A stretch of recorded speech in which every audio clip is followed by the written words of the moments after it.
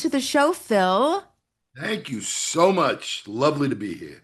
I have been really excited to have you. I notice on the social media, you know a lot of the people who have been on the show. You like a lot of the posts. You are have always been a favorite person of mine. I love your story. I love your approach to sobriety, serious but always entertaining. Thank you. Thank you. I don't know if the entertaining part is just a cover to try and lubricate the truth with some humor. I've always found that humor is a very effective tool for helping reach people and delivering bad news or delivering any kind of news really. But yeah, I try to keep it light as best I can. Well, I feel like especially if you're new to sobriety, it can feel like very bad news that Yeah. you're just not going to ever drink again. So Right. whether you're listening to a podcast or uh, getting help somewhere in a support group, like hearing that people can laugh about it, I think is comforting. Yeah, I mean, no doubt, it is such a dire situation, and everybody who makes their first, take that first 24, 48, 72 hours, without a substance, and all of a sudden, all of the parts of life that had been fuzzy and blurry and blotted out are now becoming crystalline clear, and all the feelings that were numbed, just canceled out by booze or drugs or whatever, um, come roaring back, and it's a really emotional time for everybody that's coming in, and yet, uh, my deal was I'll start with what happened. Maybe that's the best way to tell the Yeah, go story. all the way back. No, I'm gonna start with the what happened, and then I'll work my way back from there. Okay. What happened for me was I was living in Seattle. I was married, and I had everything I thought I ever wanted. I had a wife. I had a home. I had a couple of cars. I had fun money. I was making more money than I ever imagined I could make. I had my own business. I was an insurance intermediary, which is just a fancy term for a wholesaler. I worked with contractors. And it was Thanksgiving of '98. And I remember standing on my deck in the rain, because it's now raining in Seattle by November, and smoking a cigar, and I had my crystal glasses from my wedding registry that I got, and I've got six fingers of Blanton's in it because it's a triple bucket. Um,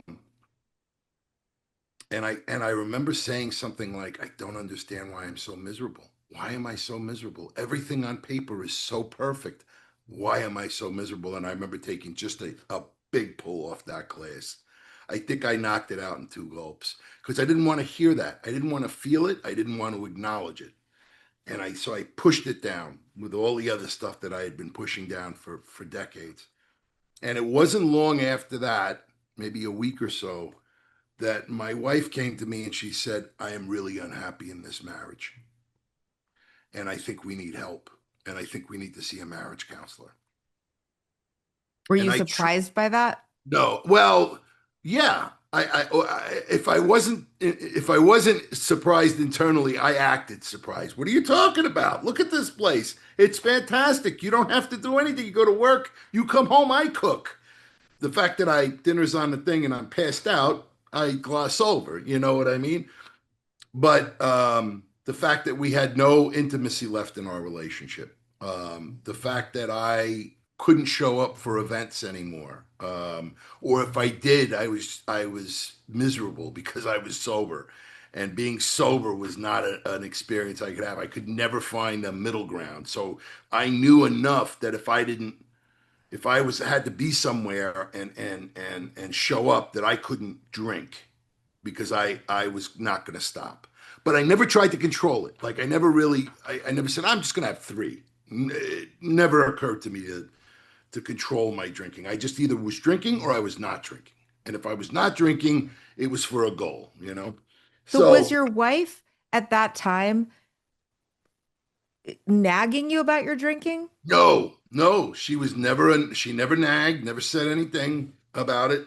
we had, I remember when we first got together, because we got together in New York, we were dating, and I said, I just want you to know I drink like a lot. And that's, I'm not going to stop that. So if that's a deal breaker for you, this is a great time to jump ship. Like if that's going to, because she didn't drink. Oh, She was not a drinker. Um, was she but sober or just no, somebody who just didn't gets drink? it gets into no, she was not sober.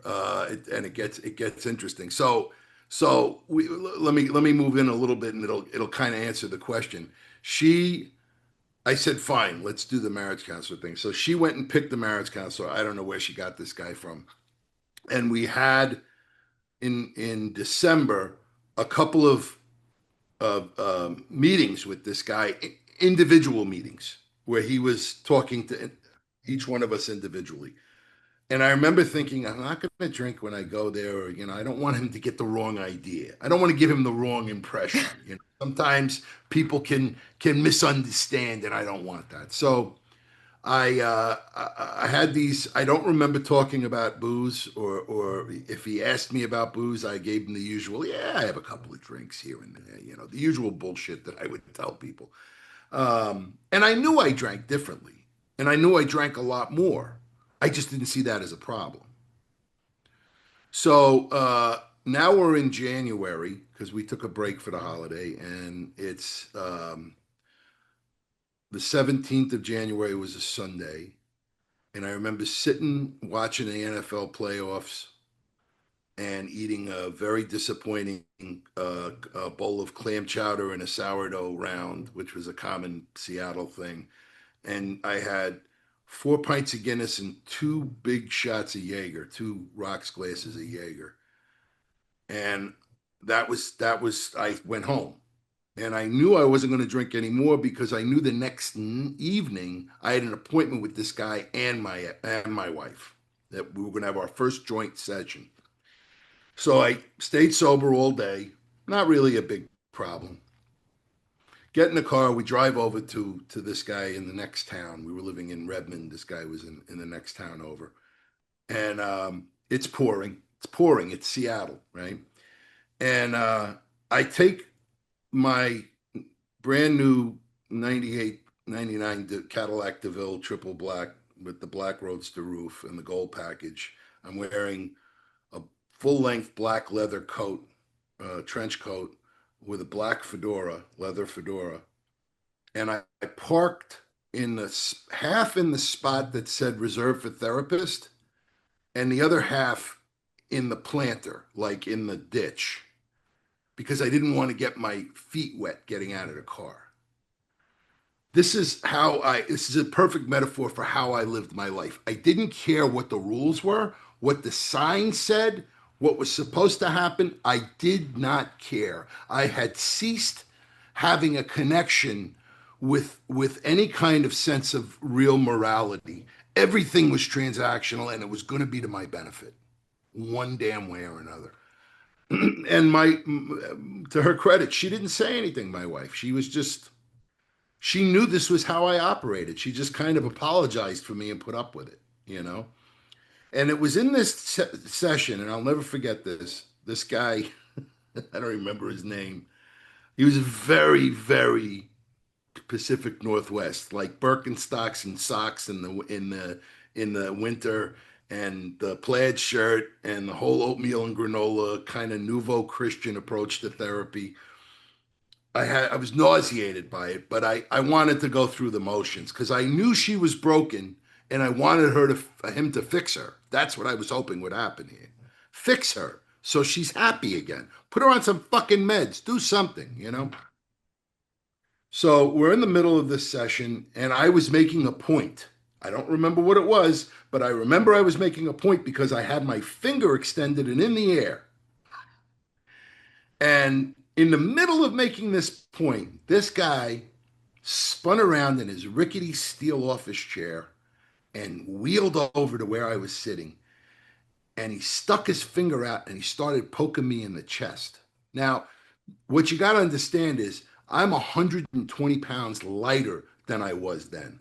I was pushing 400 pounds. I was 390. I'm 6'2". I do not give off a vibe of, sure, come on and invade my personal space. That's not who I was. I'm not that way today. You can imagine how maniacal I was. And this guy approached me like he had not a care in the world, which to this day I really admire. And he stuck his finger in my chest and he started to poke. And he said, "You are a late stage chronic alcoholic and you are dying of a fatal disease and it is going to kill you." And every syllable he would poke at my chest. At any other moment in time, they would be letting me out of prison about the time that they'd find his finger and maybe be able to reattach it. I mean, I can't even use your imagination. It would have been very painful for everybody in the room and messy. But to this day, I can't explain it. All the oxygen left the room for a minute. And everything got very quiet. And I think my wife was terrified that I was going to hurt this guy. And I remember sitting back in the couch that I was sitting in and a long pause. And then he said, "Do you think you can not drink for 30 days?" And I said, 30 days and the rest of my life look exactly the same from where I'm sitting. And that was we left after that. And I never saw that guy again. He never told me anything. He didn't tell me where to go. He didn't say you need treatment. He didn't say you should go to a meeting. He didn't, none of that. He just not drink for 30 days. That was his advice. And I went home and I sat in my living room that night. And my wife said to me, "Just remember, I didn't tell you you can't drink." That was a very important shot she had to get out. And I said, "Yeah, I know." And she went in and went to bed. And I sat in that living room awake all night. And then the next day, I called the only human being on the planet I knew who didn't drink like I did anymore and hadn't for a while. But he used to drink like I did. And I got him on the phone and we talked. And anyway, that's sort of the what happened. That's the epicenter of what happened. I never took another drink after that. Do me a Um, favor, pull your mic down a little bit more. I just want to make sure, sure our sound is sure. good. So that's so much better when it's closer to you. God, I wish I had, That's so much better. yeah, I think I just have to You got to live. just talk into it. I just got to live like this. Yeah. You got to live like this. Okay. Okay. So you never took another drink. What, I mean, there's got to I be more to that I part of the there is. Oh story. yeah. I called this guy Eric that I knew who worked for a client of mine, but I had known him years earlier. We grew up in the same neighborhood. We drank in the same Irish bars. I grew up in Queens, in Jackson Heights, New York, wedged I between. was born in Queens. Yeah, so we're both. I was born in Manhattan, so as I get a few more. No, I'm just joking. I lived in Queens, born in Manhattan, Mount Sinai Yeah, Hospital. okay. So I was born in Lenox Hill. There you go, Okay. My and lived parents in grew up in Forest Hills. Forest Hills. Yeah, sure. Yeah. My parents both worked for the airlines, so they ended up in Jackson Heights because it was halfway between what was then LaGuardia before it was LaGuardia Marine Air Terminal and Long Island City, which is where the office was before there was a Pan Am building. And a lot of stewardesses. My parents weren't in the flight business, but a lot of the flight personnel would live in Jackson Heights. So that's how they ended up there. That's where they met and got married. Um, but I knew this kid from the bars. We both played on the same dart leagues. Um, and he was a little older than me. But I remember hanging out with him, and then our paths diverged. I went on to do different things. He went on to do different things, and we lost touch.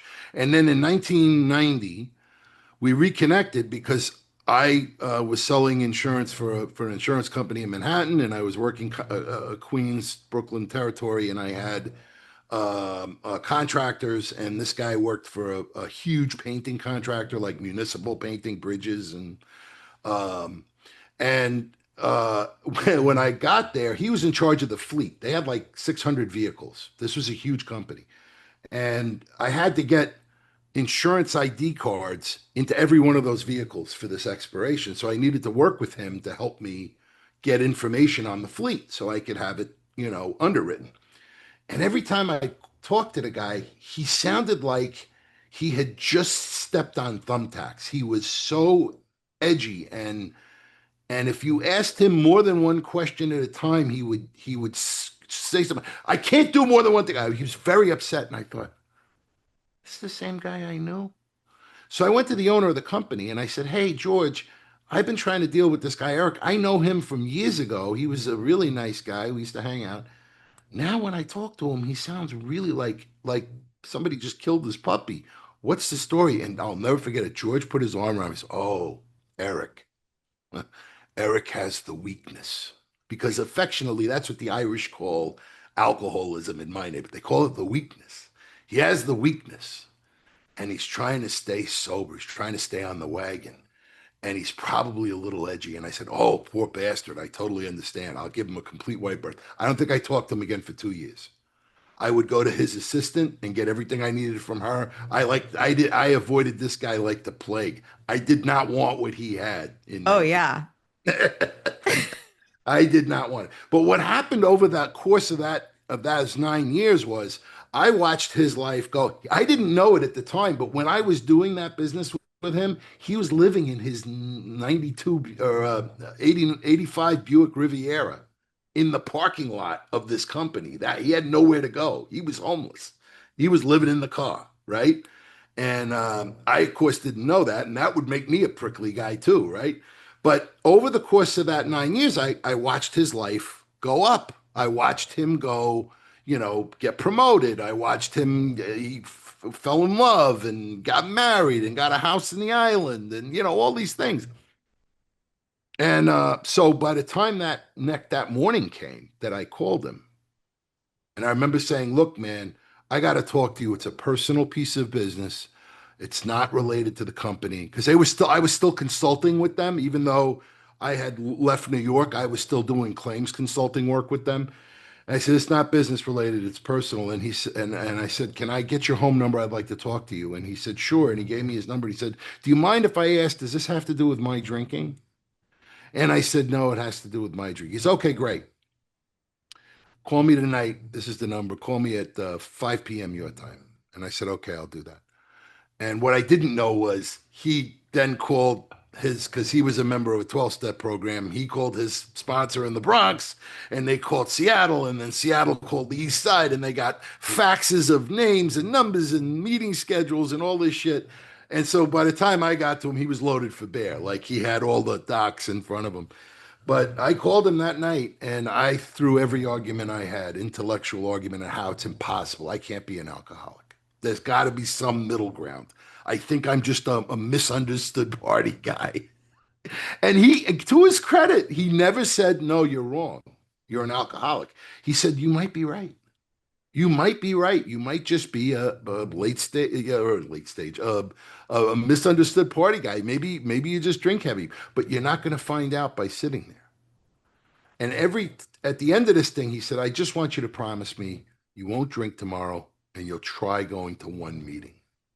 And he had faxed all that information. And I said, "All right, fine, I'll go to one meeting." And so I went to this meeting. I drove. It was ironically in the same neighborhood as where that therapist was, that marriage counselor. And I remember looking at the address as I drove by and I saw this group of guys outside smoking, and it looked like a condemned house, but it was next to a church. Well, it was a condemned house next to a church, but they were using it as a meeting hall. I mean, open electronics, wires dangling. Anyway, I parked 4 blocks away because I didn't want anybody to see me getting out of my Cadillac when all I saw was pickup trucks and little broken down cars. And I walked to that meeting and I was standing 1 foot on the curb and 1 foot in the street, and I wasn't sure which direction I was going to go. I didn't see anybody I recognized. And I remember the group of men that were talking in front of me kind of parted, and this arm came out from between them, and it kind of wrapped around me, and it's, hey, how you doing? What's your name? My name's Jim. What's yours? And I said, and then after the arm, I saw a mustache, big handlebar mustache with curls at the end, and then this big face and eyes.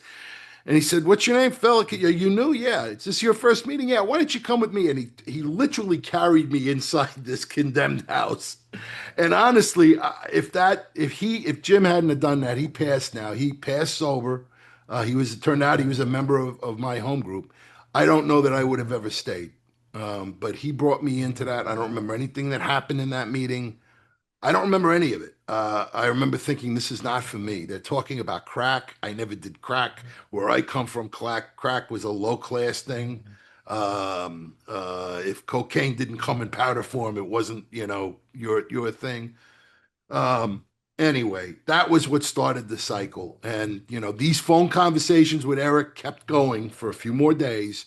And every day I'd say the same thing. He'd say the same thing. And it would end in can you please not drink and go to another meeting? And I do it. And the second meeting I went to was just as bad as the first. Ironically, both those buildings burned down in my first year.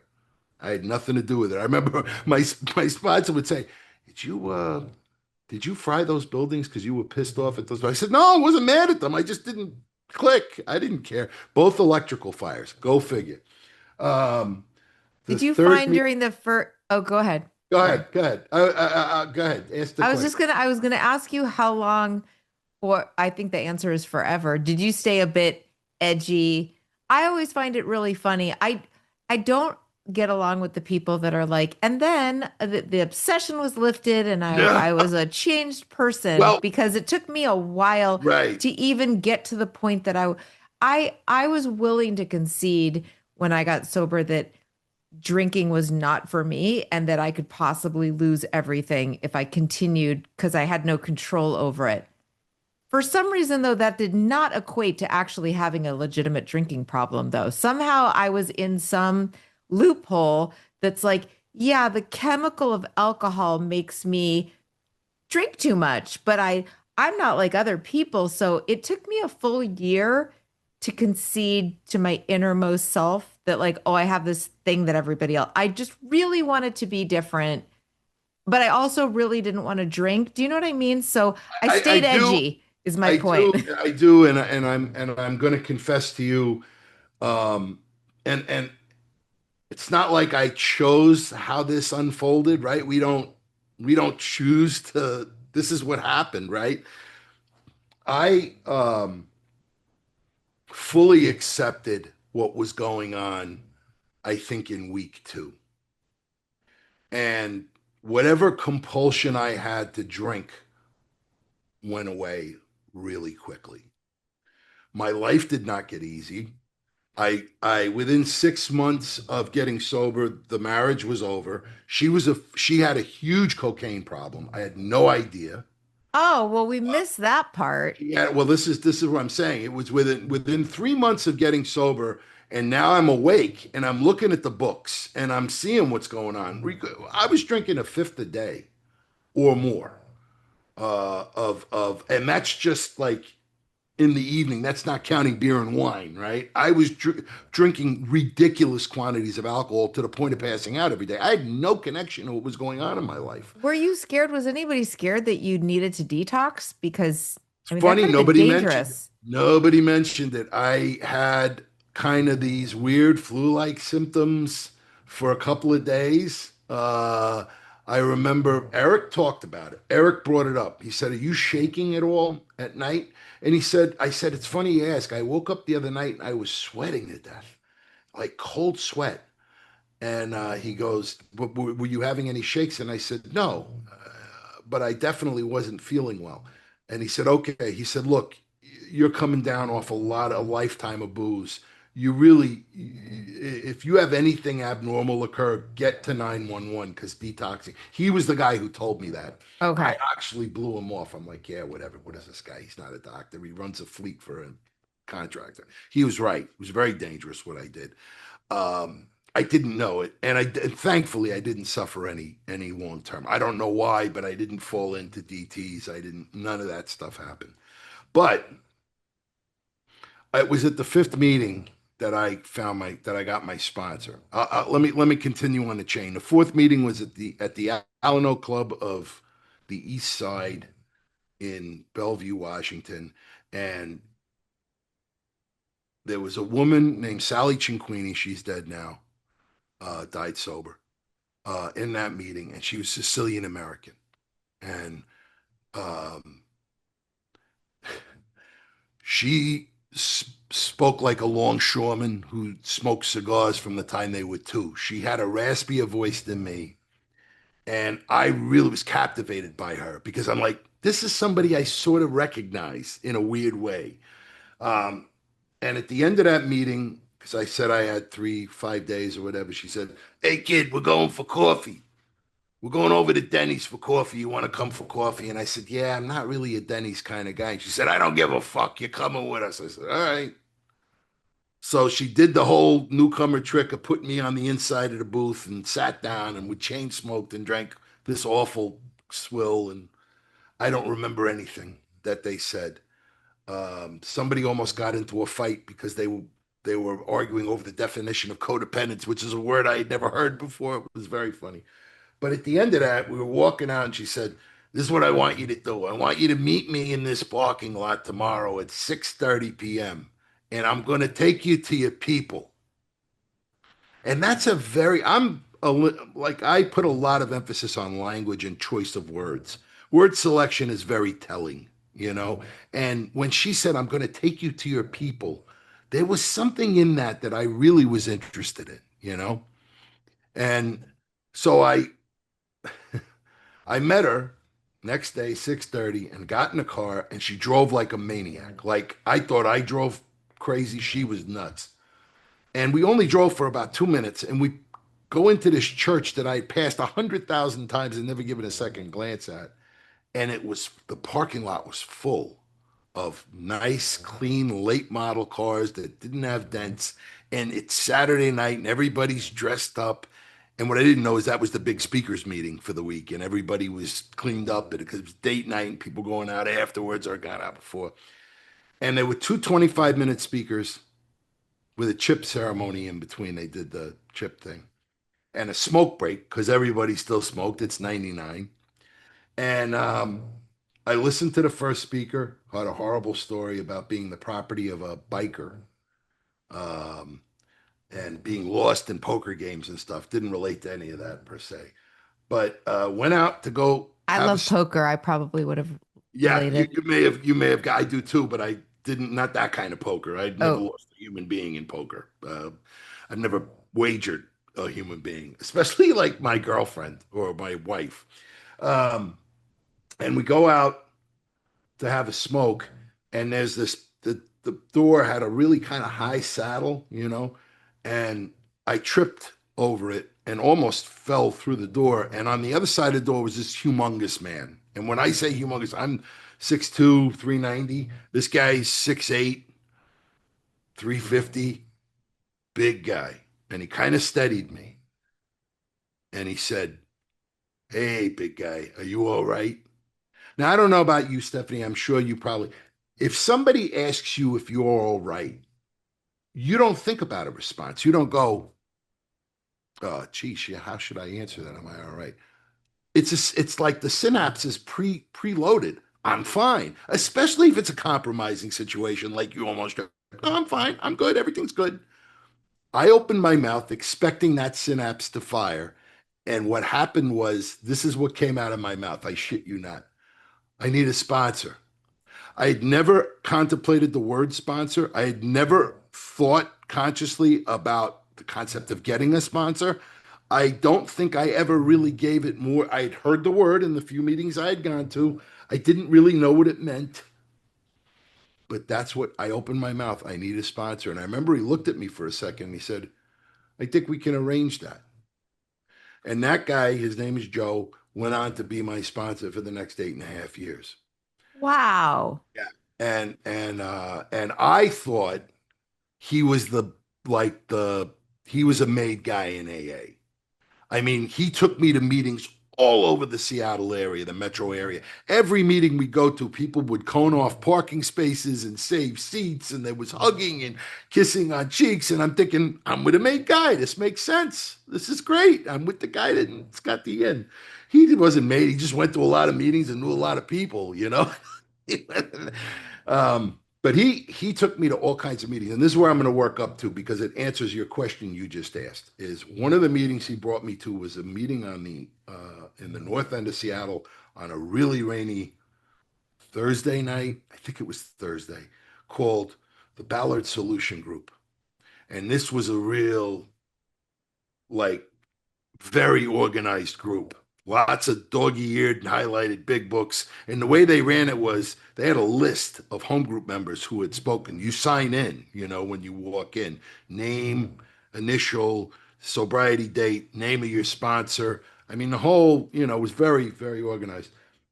And they called on this guy who was a home group member of that group, and he stood up, and this was probably the closest thing that has ever happened to me in Alcoholics Anonymous that was a spiritual experience. He stood up and he said, "My name is Richard. I'm an alcoholic. Alcohol is not my problem. Alcohol is my solution, and that's my problem." And it was like, I don't know if you've ever had the experience of being in a big meeting and all of a sudden it's just you and the person talking and everybody else has receded to the back or disappeared entirely. And it was just me and this guy. It was like he was talking to me. And I walked into that church that night with a drinking problem. And I walked out of that church that night with a fill problem. And for 28 and a half years, I've been working on the fill problem because the drink problem ceased to be a problem from a daily standpoint. Doesn't mean I'm not eligible. It just means on a day-to-day basis.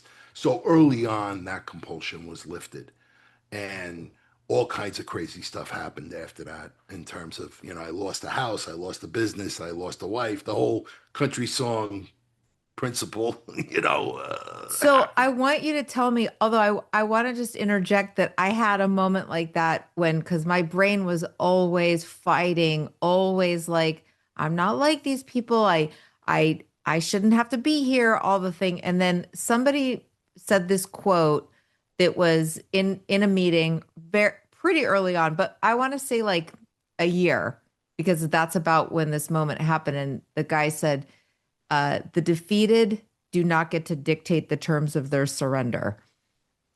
And to this day, because I wrote that in my book, I've Googled the shit out of it. I cannot figure out where that saying comes from, but I remember hearing it and going, oh my God, like I'm here because I drove drunk with my kids in the car, regardless of whether I'm even an officially an alcoholic or not. Like I messed up I can't drink. I it's taken away from me. I lost. So now I don't get to determine like how far I go, whether I go to any lengths, like whether I don't get to because like I lost that right. And that somehow cut through to me that like it's being done to me. I'm the victim. Like people are making me do stuff I don't want to do. I don't want to write. Like all of a sudden I was like, oh, I don't get like I'm here. So now I just got to do what it takes to like not drink. And that's it. Something so profoundly affected me when he said that, that was like, I think I got chills even at the time. I remember I wrote it down and I was like, oh, okay, now I can do the work. It's as if we have to find some magical alignment that we can't possibly arrange for ourselves, whether we're in a program or not, right? Right, right. Whether we're doing this in a structured way or whether we're just, you know, not drinking, there has to be a moment where we can understand that there's more going on um, than we can see. Yes. I think we have this visibility issue of At least I did. When I got here, I could see for about an hour ahead. Really, maybe 45 minutes. I just didn't. I was. I don't even know how I functioned in operating my business. We had to close it down. We had 8 months to close it down. It's a long story, but we were closed down by the state, not because of anything we did, but because the way we were operating was no longer in alignment with with their new regulations. So they offered us different choices, none of which made any sense for my partner back in New York and I. So we just opted to close it. We had a 9 month runoff. And I had to show up for stuff, like lots of meetings and stuff, but I would literally be able to get through one meeting and see a break before then, like the door would lift and then that would be the next thing. And that was it. That was it for a long time until finally I could start seeing like a week. You know what I mean? And it came after I had some kind of a schedule with this, some kind of a cadence. There was a cadence to my life. And uh, my, Joe kept me really busy. Like I was in service immediately.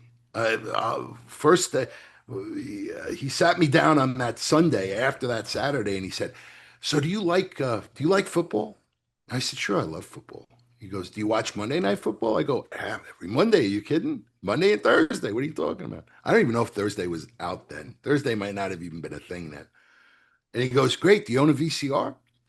I said, "I do." He goes, "You're going to need it because you're going to need to tape those games because you will be at your home group meeting because it meets Monday night at, 7. And you need to be there at 6 to help set up chairs." And he's telling me this, and I don't know if there was a test in there to say, "What the fuck you? What do I look like? What are you kidding?" I think he just wanted to know immediately how deep, how much skin I was willing to put in the game. And it was like I was hijacked. I said, "Okay, I'll be there at 6, and then it was hey, can you help break down the room afterwards?" And it was an hour and a half meeting. "Oh yeah, we'll break down the room." And then it's like, "We need somebody to help pick up cigarette butts." And I'm like, "I can do that." And I'm like, I had that moment of I am better than you people. I am in a better place and of a better station than you are. And it didn't matter. I went ahead and did it anyway. I couldn't. My brain knew that was going to kill me. That line of thinking was going to kill me. My But I want to reptile I brain want to knew. get back to the so you're sober now. You're starting to look at your marriage Oh and you're yeah. going like, "Wait, my wife, did you not know that she had a cocaine problem No, before?" no. She worked. So she smoked a little pot when we were dating back in New York. She liked to smoke pot like a weekend thing. Like she just enjoyed it. I enjoyed it. Yeah. That was like as deep as she ever got into anything. When we moved to Seattle, she got a job at a little software company we won't talk about, and they introduced her to speed, which helped you stay up longer and work longer because that was the ethos in the technology sector in 1995. Work as long as you can. And eventually the speed didn't quite fit the bill, so the Coke started coming in. And that's where she picked it up. And she did a really good job of hiding it from me.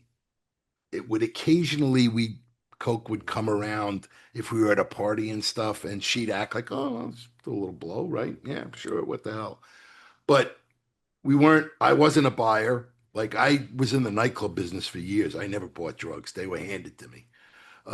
So the whole concept of buying it would be foreign. Um, but when I got sober and realized that at that point, so this would have been 4 years into this deal for her, 4 years of addiction, 3 years of hardcore addiction. She was no longer snorting it because she had blown through both sides of her nose. and she was shooting it. Oh, wow. And before I caught on to the full breadth of that, she departed. She got up one day and she said, "I think I we need to separate. I don't think this is gonna work." What I realize now is what you're saying is I'm an addict, you're sober, you're catching on to what's going on, and I don't want to pay the price, and I really don't want to be sober. So she left. And when I say she left, she dropped off the radar to the point where that was in May of '99, Memorial Day, because I lost a bet on a golf course that day, and the loser in that bet had to shave his head. And I went home that day, and that was the day she was leaving. And I said, "Before you leave, can you just cut my hair off so I can shave my head and, fulfill this bet?" So I remember that whole concept. There was this weird, I gave her scissors. She cut all my hair off. I shaved my head. And then she packed her Jeep up and she left. I didn't see her for 2.5 years. Wow. I heard bits and pieces from people. She was living here and she's living there and she's doing this. And every now and then she would call and say, "Hey, can I crash on the couch?" And by that point, I was wise to the addiction. And I said, "No, are you sober? Are you clean?" And she would be like, "Yeah, well, I'm trying." I'm like, "No, see, you need treatment." "No, I'm not. I don't need treatment. Fuck you." So she would call and leave a litany of, profanity on my answering service. But then 2002 Christmas, 2001 Christmas, right after the towers, she called me up one day. It was like December 18th, and she said, "I need help. I'm living in my Jeep under a bridge." She'd been living in her car for a long time, and "I can't do this anymore. It's raining, and the top isn't holding out the water anymore. It's pouring in." So we got her in treatment the next day. And to my knowledge, she stayed clean. I have no idea. I haven't had any contact in many years. Okay, But so then when did you like move to LA? so that came years later. But Oh, okay. I was sober. Didn't have any relationships. I had one relationship in sobriety, very brief relationship with somebody who was also in the program, and it fell apart. And I thought, this is weird. I don't want to be in a relationship with somebody in the program because I don't want to divide up meetings or have uncomfortable for future interactions. So I ended up dating somebody who's not in the program who desperately needed one, not the one I'm in, but a different one. Um, and that went on for a couple of years and ended messy. Um, Not messy. It was a tough break for everybody. And then I sort of was lamenting to people, and I knew Mia because she was also in a program, and I actually knew her when she was married to her ex-husband. She knew me where I was married to my ex-wife, briefly before my ex-wife departed. Um, and we our paths would cross through her sponsor, who was married to a guy who was a member of my home group. So we were all knew each other, and we did things together. We do, like, Christmas time. We did the Black Nativity thing, which we loved, which we always got tickets to, and we'd always, do a dinner before or whatever. Um, but I remember talking to my friend Lee, who was married to me as sponsor, and I was just bitching about there's nobody out there. There's nobody out there worth dating. I mean, everybody I come across, it's a mess. And he goes, "Well," he goes, "you keep trying to find women that you can fix." And boy, was he right. And at that time, I should say, I was in a horrible dinner theater uh, play called The Altos, like The Sopranos, only lower. And it was a troupe of mostly sober people, not all. And I agreed to do it under duress. I really didn't want to do it. It was not. I had just started doing stuff acting wise. I'd never done any acting, And I thought, well, if it's a time to find out if this is a pathway for me, I should at least give it a shot. So I did it. Ugh, horrible. But Mia was in it. And there was another girl in it who had big boobs. And I liked that. And so I was pursuing that one who was leading, playing rope a dope with me. One day we were in the wardrobe and she was putting on her costume and she started having like a freaking out. And I go, what's wrong? She goes, my patches, they're falling off. She was covered with fentanyl patches. Oh, wow. Complete addict. I had no idea, you know? So there she's scotch taping her fentanyl patches back on in this, little closet that we're using as a dressing room. So anyway, this whole time I'm whining to Mia about this girl that I've got this crush on, who's giving me this unrequited rope a dope thing. And what I didn't entertain at the time was that maybe she was interested in me. But I'm sitting having dinner with this guy Lee, and I'm lamenting this whole thing. He goes, "Why don't you try dating a real woman who has their shit together?" And I go, "Well, like who? Who? Give me a list. Show me." He said, "How about Mia?" And that kind of shut me up because I'm like, well, and he long pause while I'm thinking about it. He goes, yeah, she's got nothing to fix, right? So you're not attracted? And I go, stop that. You're drinking milk. You can't shrink me and drink. He's drinking a big glass of milk. He would drink milk with his dinner. I never understood. But what are you, 5? You're drinking milk. But he was right. And anyway, that's where sort of the paths started to merge, and we ended up getting together. And then, this acting thing took off on its own. That's a whole deal where we ended up coming down in '06 to see if we spent 3 weeks down here to see if we could live here. Because, people talk shit about LA everywhere you go. LA is terrible. You will hate it down there. It's awful. And we went down and we stayed in a lovely boutique hotel in West Hollywood and we went everywhere. And we're like, what's wrong with people? This place looks really nice. And we did. A year later, we moved down, I love July, LA. yeah, July of '07. And we went to the night we arrived. We came here with 2 cars, my 58-inch big screen TV, which back then was this wide, and I shoved it in the back. I took the seats out of her PT Cruiser and I shipped them down and I put this TV in there, and we each had a cat carrier with a cat in it, and I think we had 20 grand in cash. That was like at a blow up mattress, and we were starting in this little apartment in Burbank. And that night we dropped all our shit off, and I said we got to go to a meeting because my sponsor was like had drilled it into me. You have 48 hours to call me with the name of your temporary sponsor if he's not your permanent sponsor, and you need to tell me where you're going. Like he was convinced I was going to get That's sucked. hardcore. He was real hardcore. That kid, these guys were real hardcore. This was not the kind of meeting. This was a men's meeting anyway, but it was an absolute huge book thumping fundamentalist AA stuff. If you brought in a 12 and 12, they'd be like, "Do you have a short-legged table? What are you going to do with that?" When you turn 17, you can write your own book. It was that mentality. Worked for me. It's what I needed, not what everybody needed. But we go to Radford, which at the time was on Ventura, in that storefront. And I don't remember anything that happened. We walked out. I wanted to get dinner. I wanted to go to Vitello's. I wanted to sit in the booth. I had a 50 on me just to hit the front of the house guy to give me the booth.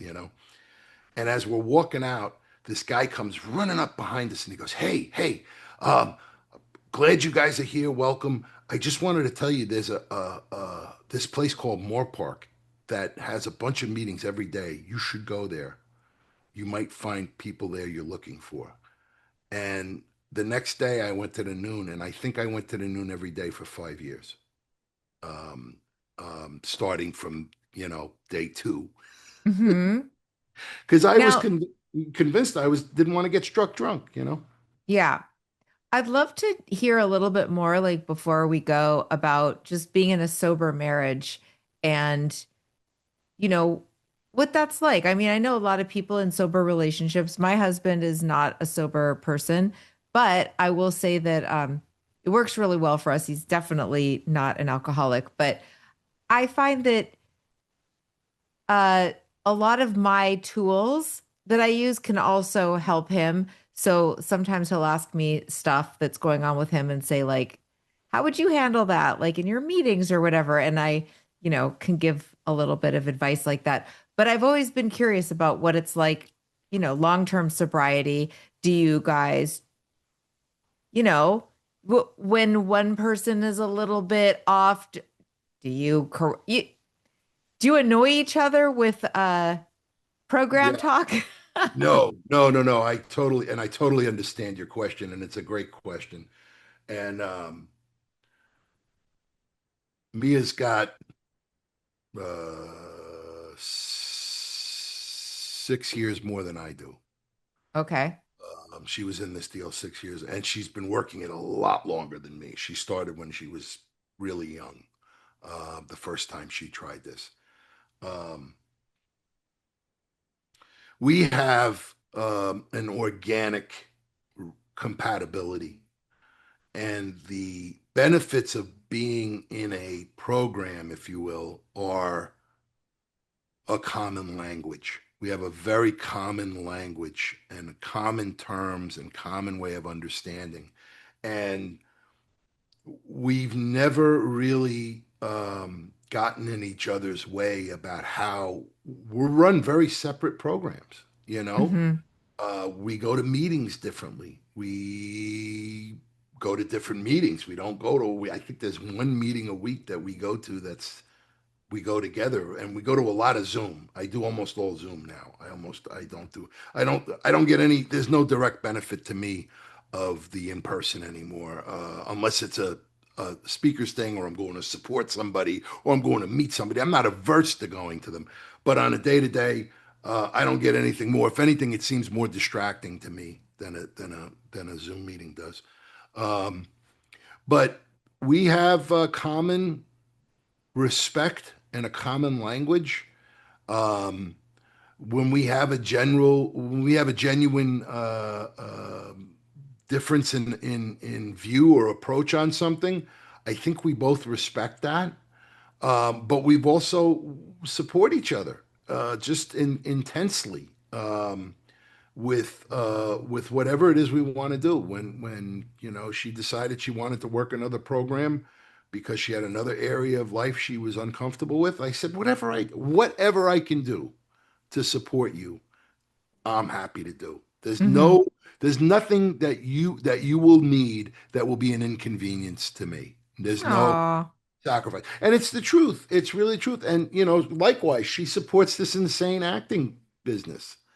A definition of a working actor for most of us is a partner who has a day job. Let's be honest. I mean, we'd all be on the street if we were relying on acting to eat, you know. But she's in the long game and has been from the beginning. And so I think it's just a level of devotion and desire to be together that we've never had those kinds of issues. We're not bickerers. I mean, we have the occasional rub up, thing, but everybody kind of goes to their neutral corner right away, regroups, mends whatever needs to be mended, and then we move on. And we're very fortunate. I remember when you were talking to Kathleen Wilhoit about her acting career and that job and that interview she gave, where she's like, "Oh, it just comes easy to me," and how she listens to that now and she's like, "Oh my God, I was so lucky." That's how I feel about the relationship I'm in.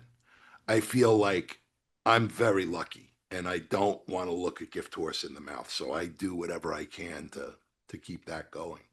Do you think that a big part of that is that you guys are both sober?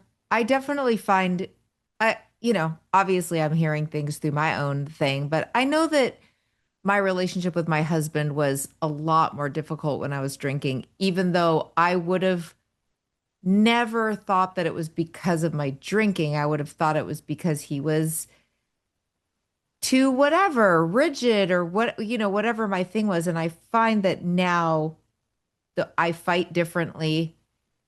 We don't get in. We're also not bickerers at all. So when we have a genuine like fight or argument, it's so much easier when you have sobriety to take a look at your own behavior and go, because one thing that I know that I hated was being criticized or having to look at myself. I didn't like it. I found it very threatening before I got sober. Look, a lot of childhood stuff, a lot of feeling I had to be defensive. I feeling attacked a lot unfairly, So I still at my age have to go like, okay, you're taking something very personally. Like your husband is not leaving you over this. He's just giving you some feedback about how your behavior is making him feel. And I feel a lot less threatened. But that's like sobriety because I would drink and then just be very reactive.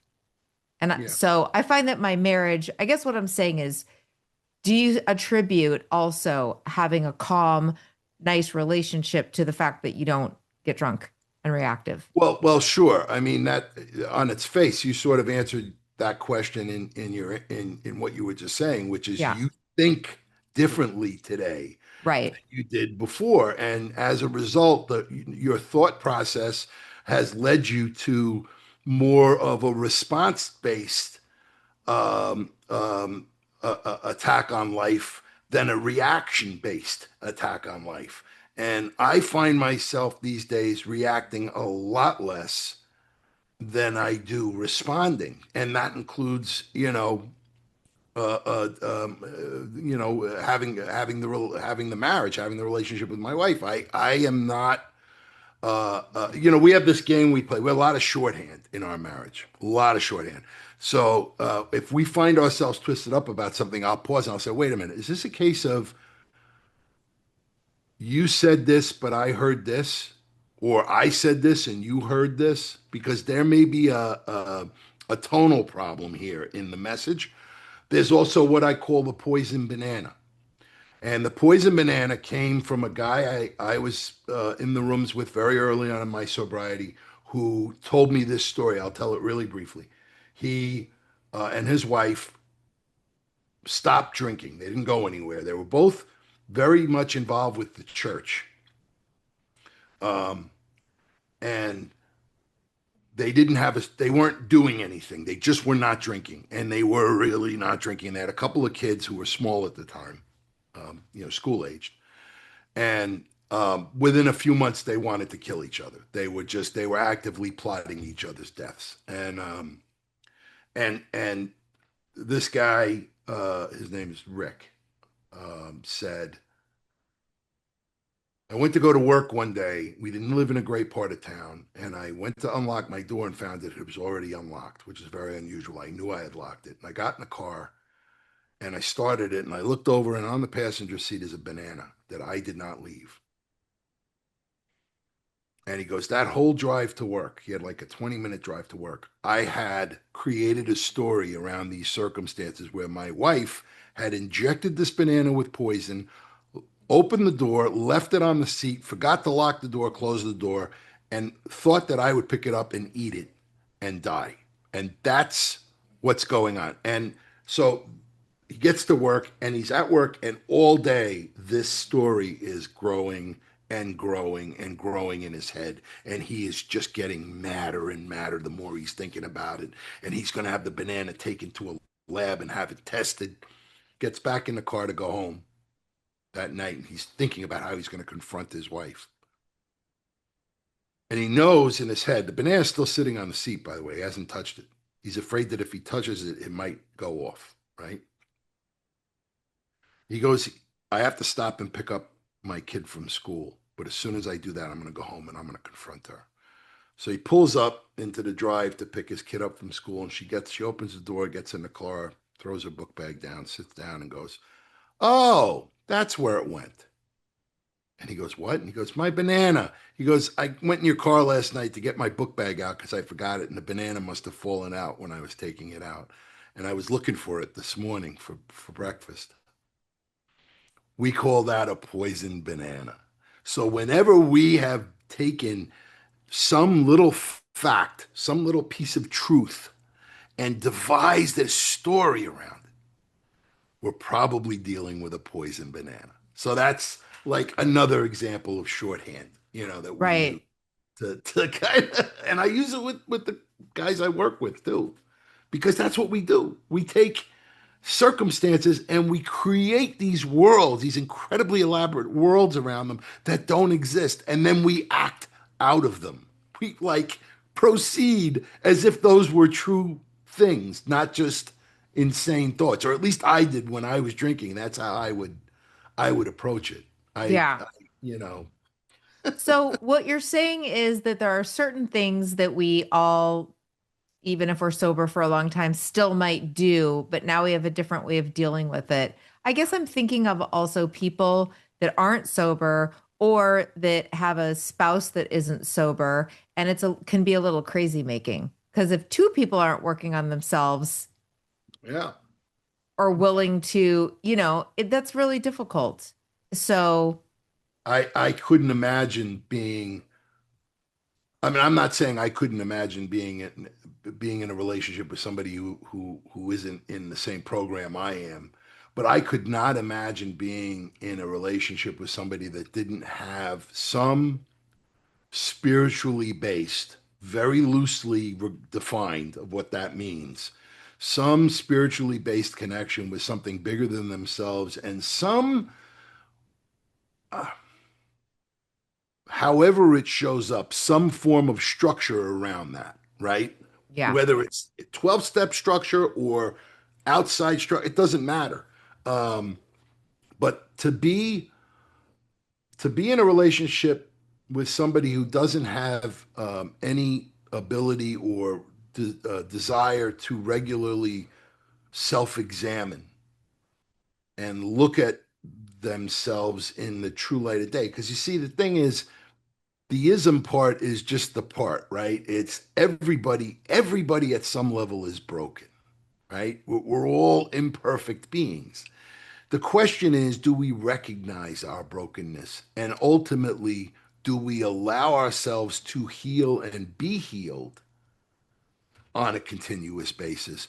Or do we allow ourselves to stay victims of being broken and have ever increasing wreckage? I'll use a program phrase that continues to pile on itself. I mean, honestly, looking around, looking at just the state of our federal government as it is today, What? yeah, how can you possibly not see what it looks like to live an unexamined life and continue to make wreckage that piles up on you and becomes astonishingly hard to solve? That'll be as political as I'll get today in this deal. Well, let's leave it at that. I think that's a great way to end. Where can we find you? Listen, you need more Instagram followers. I So know I'm so bad at the social stuff. you got to get better at it. It's I all do, I about do. that's how we build our acting Yeah, careers. yeah. Well, I don't know. I have been working really hard to reassemble my career. It took a big hit during the pandemic, and it's still in flux. And I'm also coming kind of aging out of one character group area to another character group area. So I'm kind of introducing myself as in a different way than I used to present myself. But yeah, no, I'm Instagram is I think at Pug Daddy Phil, and Hug Daddy Phil. yeah, I will put that in the you can put that credits. in. I don't have a lot of social media right now. I did a commercial recently that I'm hoping will start airing soon for a large pharmaceutical company for a digestive remedy, common over-the-counter digestive remedy. Okay. The irony is, I had to go to Mexico City to shoot this commercial about a common digestive remedy. I remember standing there with the wonderful crew, and I said, "You do realize there's great irony in bring this to Doing it in Mexico." Mexico. Yes. Yeah, it's as if they want us to experience the malady in order to more authentically present ourselves in terms of the cure. I Yeah. don't, I don't think they got it. All right. Well, thank you, Phil. Phil All right. Idrissi, everybody. Thank you for being here. And I hope to be interviewing your wife, Yes. Mia, very soon. Thank you So just so waiting for much. her to get back to me. Okay. Thank you so much. Bye, Uh, everybody. Feeling like life is good.